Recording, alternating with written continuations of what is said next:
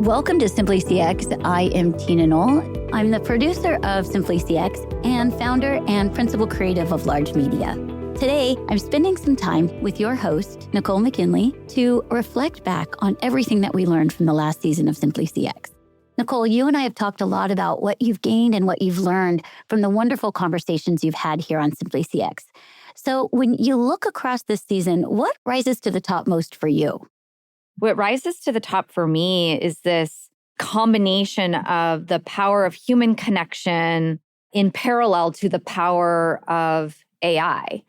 And I think, often people think about this AI first world that we are in the midst of, and there's a lot of concern and fear and question marks around, what is uniquely human going forward, and what is the importance of humans and relationships and the person-to-person connection. And throughout this season, I was just really inspired by it's not an either or moment in time. It's very much an AI-powered but human-led world that we're in, and that while AI is rising in terms of capability, at the same time, the importance of human connection and human relationships and the power of the human brain is equally rising in criticality. Was there a moment where you thought, yes, that's what this season is really about? It's really that connection between humans and AI. Gosh, hard to choose one moment. There's so many that stand out for me. I loved talking with Corinne from Berryessa Gap Vineyards, and that whole conversation just really illustrated the importance of personal experiences and relationships. It's about if the customer is getting value, if the customer enjoys their experience, if the customer has a great experience with the product or with the person they're dealing with, they'll be back. And for me, bringing that back into the wine industry was pretty easy because it's a great product. It's a product that's built around connection and, wine and food and community and coming together. Our tagline is bringing joy to wine lovers. Obviously, Berryessa Gap is a small business. It's very people-focused. And it just felt really different from a lot of the other episodes where we were really heavily focused on AI and how technology solutions are enabling real kind of groundbreaking transformation.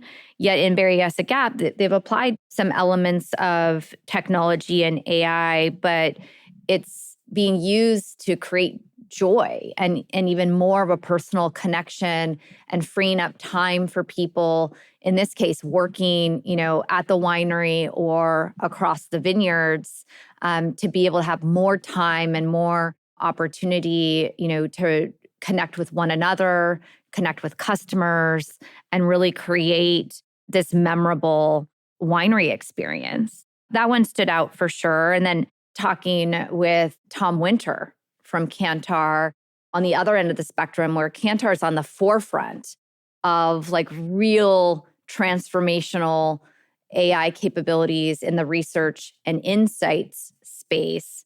So a consumer twin or a digital twin is a one-to-one AI replica of a real Kantar panelist trained on rich current data from multiple signals that we have available to us. And this really has the potential to change how brands use and think about research.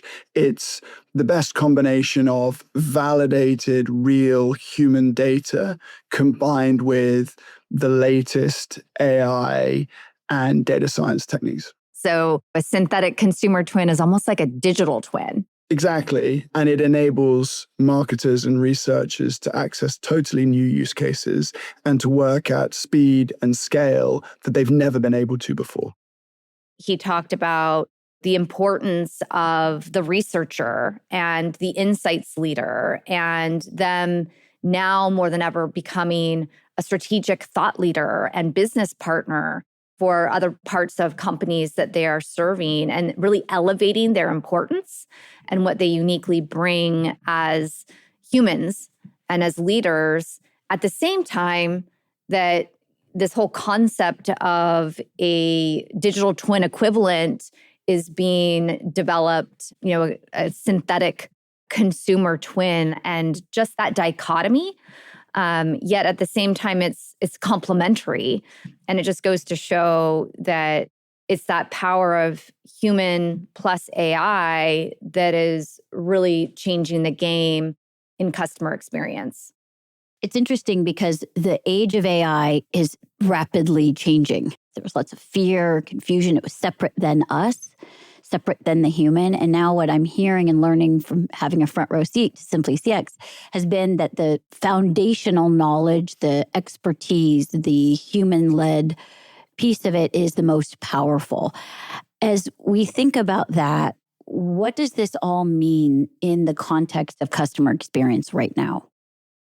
Well, I think, to your point, AI is rapidly changing landscape. Literally daily, there are new capabilities, whether I'm building them or one of our customers is building them or new models being released. This space is changing rapidly. And I think as a result, to your question, that means that more than ever before, we have the opportunity to really change and innovate the experiences that are being delivered to customers at a pace like we've never seen. And so what used to maybe take weeks, months in terms of a change to actual customer experience that was memorable and felt by an individual, now we're talking about that in days, if not hours, depending on the use case. And so it's pretty exciting, right? If you're a CX leader, now is our time with regards to introducing breakthroughs, as well as experimenting in new and different ways. Experimentation can be challenging, but with AI and the technology capabilities that we have and things like synthetic data, you can actually experiment rapidly, in the day, and learn real time, is this worthwhile pursuing? Is there risk associated with it, whether that's experience risk or otherwise?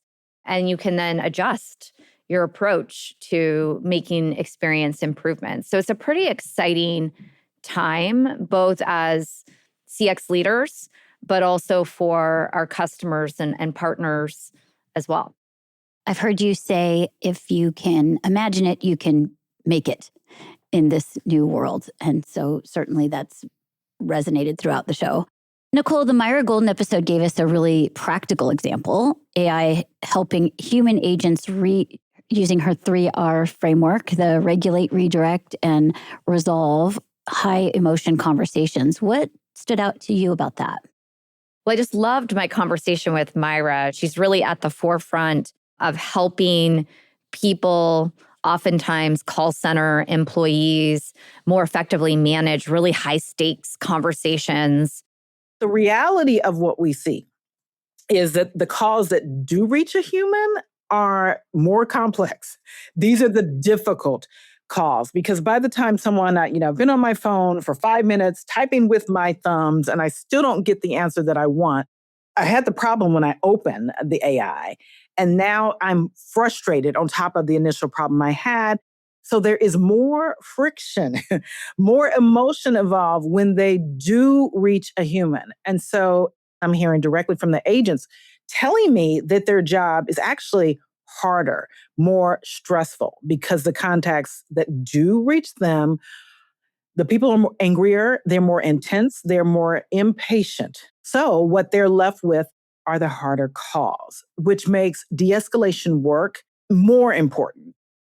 Her work's just a great example of where the power of human capability in the age of AI is more important than ever before. And in her case, she is using AI to extend her coaching and her expertise to help people better regulate, redirect, resolve those high emotion conversations. She called it the 3 R's. And, it's again really illustrating that as AI starts to automate so much of the call center experience, what's left for the humans in this case, the support engineers or human agents to manage tends to be the more challenging, tougher escalations, the angry customer scenario, and how you as a human manage and navigate that really challenging escalation matters. And Myra's work is really coaching people on how to do that effectively. And she's, of course, using AI to do so. So I think it's a great example of the importance of that combination of human intelligence, human leadership, human empathy, human understanding combined and enabled further with AI. Your conversation with Myra was so relatable because most of us have had that experience. I think it's changing generationally, but that experience where I just want a person. And so I felt like this idea of de-escalation, finally getting to a person, was really important for people to understand that there is innovation in the AI space. We are going to encounter these things. Problems are easily solved using these tools, and yet humans are still at the center of it. And she's training a lot of her AI agents using her heartfelt framework, those 3 hours that you talked about. You know, there's a fear that AI will make customer experience feel colder or more generic. Where did the season show the opposite possibility? I think it all comes down to the how AI is leveraged and what the experience is that AI is lighting up. I think the best example that showed the opposite was really the innovation that Allison West Hughes is driving as the leader of the SMB business for Microsoft. And in that scenario, you know, she described how her team has created an AI agent that engages just like a human and is driving outreach and enabling scale like never before for small, medium business customers. And again, this isn't a B2B environment, but here, you know, the AI agent discloses themselves as an AI agent. And yet the results of the interactions that the AI agent is having with small, medium business customers are quite surprising. What we found is that the customers were completely content to get their questions answered, to engage with the AI agent, and to our surprise at times, improved conversion over dealing with humans. And so that was maybe an unexpected outcome, that they replied or responded more favorably at times to human and traditional marketing outreach, traditional call outreach. And so we had higher engagement, higher qualification rates than seller-led prospecting. And the customers interacted with the AI agent candidly, directly. They felt like they could speak in, plain terms and without filter.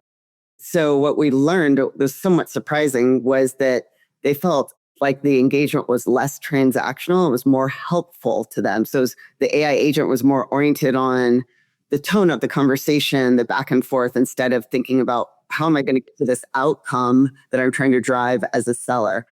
You know, that's one example where, in a sense, the AI agent is quote unquote outperforming and invoking even more of a connection and more insight from the customer interaction than humans are. So I think that's a really interesting one. It raises questions about, well, what other types of use cases could or should an AI agent or capability be introduced to that could actually generate more value for customers than a human interaction? And then on the flip side, what does that mean for the most impactful, most memorable human-led experiences where AI really isn't capable or wouldn't be as effective as a human? I thought it was really fascinating when she said that customers are a little braver talking to an agent. You feel safer to say something negative, or, so they're getting different feedback then. Different levels of emotion and perspective that otherwise maybe wouldn't be shared or wouldn't be captured in the human-to-human interaction. So I think it's super fascinating. But I think at the same time, this season really illustrated for me that finer point that no one customer segment, industry, you name it, are the same. And so the importance of really deeply understanding, what does value look like and feel like? What does a memorable experience look like and feel like for a specific customer, for a specific customer segment, for a specific industry, for a specific use case in terms of what the customer is trying to accomplish, even if that's not fully articulated. And so that's super important as well. It's not a one size fits all. You can't think about customer experience or the use of AI in transforming experience as a blanket capability that you should go, launch everywhere. You need to really deeply understand what value and a memorable experience looks like for each unique customer, and then architect around that. The memorable experience really played a big role in the last several episodes. I know the Berryessa Gap winery that you talked about before, Mark Chamberlain's Kantar framework brought up the idea that CX could shape memory long term. You can unlock a lot more value by thinking about intentionally designing maybe 2 to 3 signature, meaningfully different experiences. And these, would ideally be repeatable experiences. They're scalable. They solve a real tension. They allow you to delight your customers. Importantly, they could only be offered by your brand. So they're either aligned with your brand personality or, they're unique to your brand, and you're amplifying them. And if you're able to do that, if you're able to intentionally design these sorts of meaningfully different experiences with those sorts of characteristics, then you start to really get into the business of shifting long-term memory structures, and you're driving value not for the customer today, but for all future customers and all future purchase decisions as well. How did that idea land for you in the context of the larger season? I loved Mark Chamberlain's, framework from Kantar and this whole concept of memorable moments and the moments that matter, and really deeply understanding what are those memorable moments? And if there isn't one that's positive, how do you create one? Quite frankly, that's an approach that's influenced even my own organization's work and customer experience at Microsoft, is really bedding this concept of memorable into our design principles. And then again, unpacking what does that mean for each of the different customer segments, markets, industries that we serve, and recognizing that that's, again, not a one size fits all, but something that's needs to be unique and is a differentiator. And so the Kantar framework really brings to the limelight the importance of human memory and the importance that those memorable experiences can be really positive, and that's what you aspire to, but they also can be really negative. And the work that we do in experience transformation and innovation really needs to identify what are those memorable experiences that you want to scale, that you want a customer to remember, to feel, to take away, and ensure that that's guiding your experience improvement work. As you think about memorable experiences, there's so many tangible ones that we heard in the show. When I remember Mark Chamberlain talking about the lime and the Corona and how that's very clear for that brand. Is there anything that sticks out to you in your world that created some memorable experiences that you might draw from in your work? Well, I think just on the personal front, a couple of just recent experiences over the weekend stand out for me. I think I mentioned my experience with Grease Monkey, which, is an automotive oil changing company. Then I shared this last season as a great experience. And it was funny because this last weekend, I was like, gosh, I have to go get my oil changed again. And one of my kids was like, can I go? Can I go with you, Mom? And I'm like, seriously? I'm like, sure, if you really want to. Oh yeah, I want that candy. And they remembered that the thing that stood out for them was not the fact that we waited for 35 minutes. It was that they got some candy and they thought that was awesome. And so again, rather than detesting or, complaining about me having to go get my oil change. So boring, right? I had actually numerous kids raising their hands saying, I want to go. So I just thought that was kind of a funny one, but it was just a reminder of the key memory of that Grease Monkey experience for my kids was the free candy that was on their seat. And a couple of them had, extras that they were really excited about. Another one though, just over the weekend that stood out for me, and again, it's a silly one, is a new store, Cezanne, opened in University Village, which is close to my home in Seattle. And my daughter really wanted to go. Granted, it was a store opening. So they pulled out all the stops. But we went into the store and ice cream's being passed out. And then there's chocolate croissants in the corner. And then there's another flavor of ice cream being passed out. And then we went to purchase a gift for a friend. And not only did they offer to give us their free, really cute tote bag, they're like, oh, do you want two? Because there was two of us. And so again, it was one of those things where like we left the store and my daughter, who's 12, was like, Mom, I love that store. Now, there's nothing in this store that is actually appropriate for a 12-year-old. There's no clothing or accessories or anything that she would ever really want or be able to wear per se. But she loved that store. She wants to go back to the store. The simplicity stands out to me. The simplicity of the candy, the simplicity of the second tote, like these little finer touches when it comes to really thinking about who your customer is and what's going to resonate. And it can be as simple as a piece of candy. Absolutely. And that's kind of the beauty of thinking about customer experience in simple terms, like Simply CX, right? It's the simple things that can be the most memorable. But the simple things can also be hard to identify and hard to implement at scale, depending on the scenario. And then on the business side of my professional life, I think one great example at Microsoft is the work that we've been doing to really create an improved experience when there's a crisis or a service interruption. And what we're finding is that despite customers experiencing a service interruption, which happens when you're running your stack in the cloud, the way we as a company respond matters and is memorable.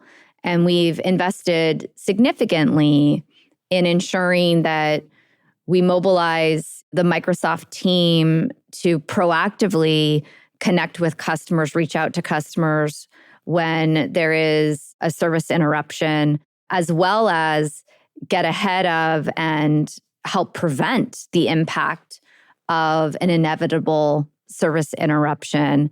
And then when it does occur, the way in which our team shows up for our customers by not only sharing what happened in terms of the service interruption, technical details, but providing recommendations, guidance, strategic thought leadership to help architect for resiliency and really prevent the significance of a service interruption impact in the future. Like those moments are becoming increasingly more impactful, more valuable to our customers, and then actually become what's most memorable versus the interruption itself. Really powerful, really interesting.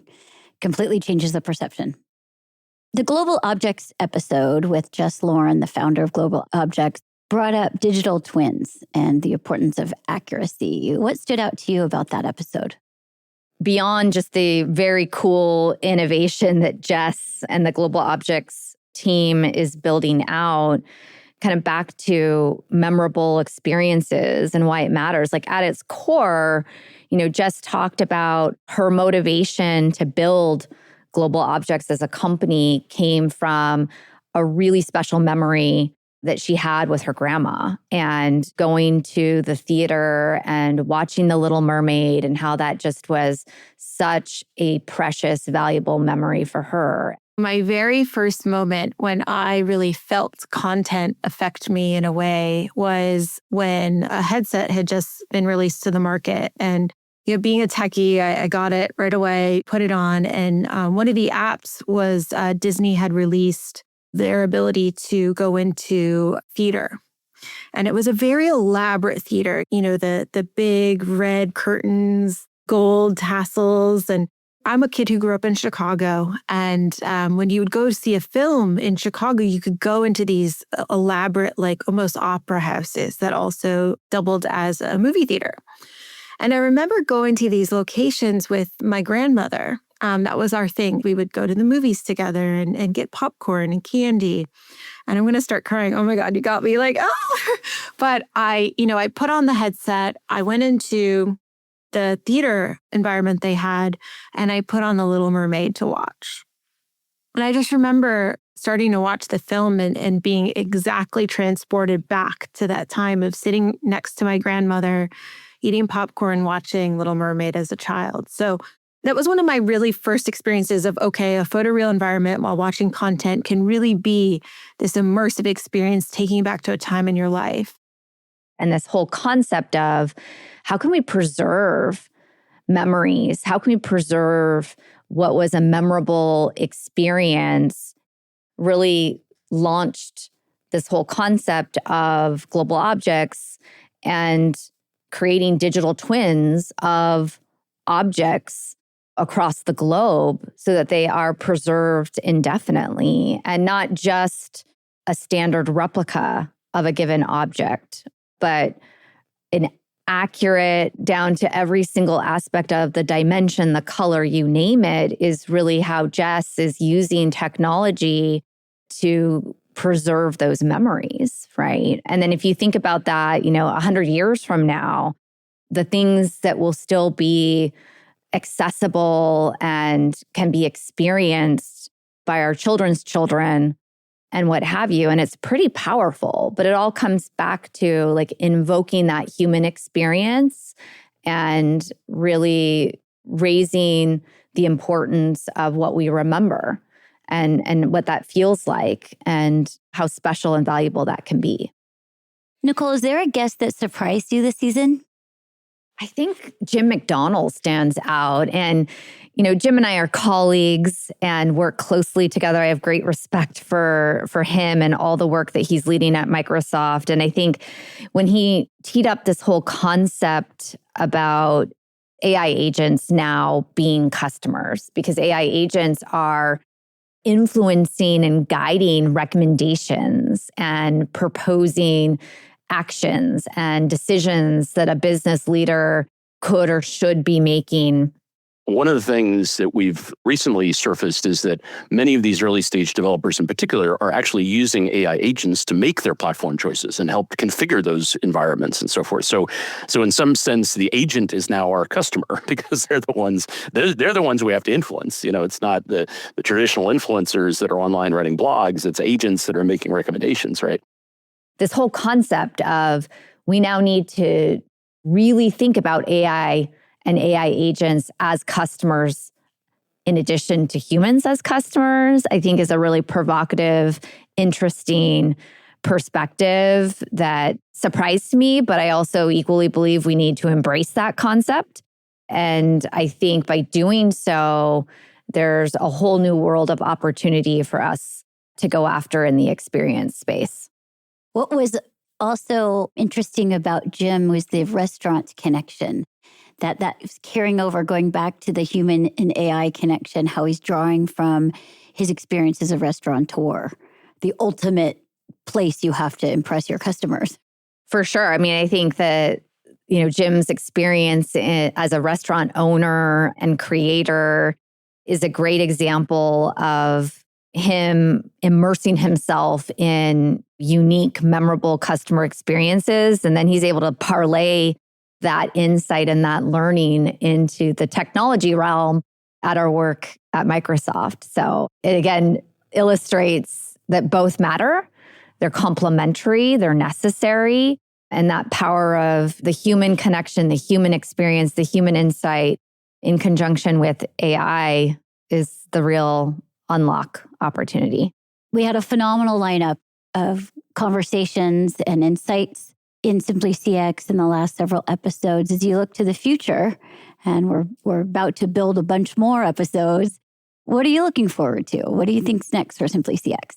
Well, I think we're in this really interesting time. And again, as we talked about the power of combined human connection, human intelligence with the power of AI, I think there's a lot to really delve deeper into and unpack. And I was inspired recently by a couple of articles I read in Santa Clara magazine. I happen to have graduated from Santa Clara University. And there's this one article that its title was, "Can AI Really Care?" by Kasia Airy. And it doesn't necessarily assert an answer. I don't know what the answer is. But as I think about how AI can and will be used in the future, I think there is something to delve deeper into what is uniquely human in the age of AI. Can AI care? Can AI have empathy? Can AI provide humans with emotional support? I think there's scenarios where we know that is happening, whether you agree with its effectiveness or not. Can AI love you? Mm-hmm. I think there's some really big existential questions for us to explore, and the impacts, all of those different questions or the answers to those questions have on how we think about applying AI to customer experience. Thank you for listening to Simply CX. I'm Nicole McKinley.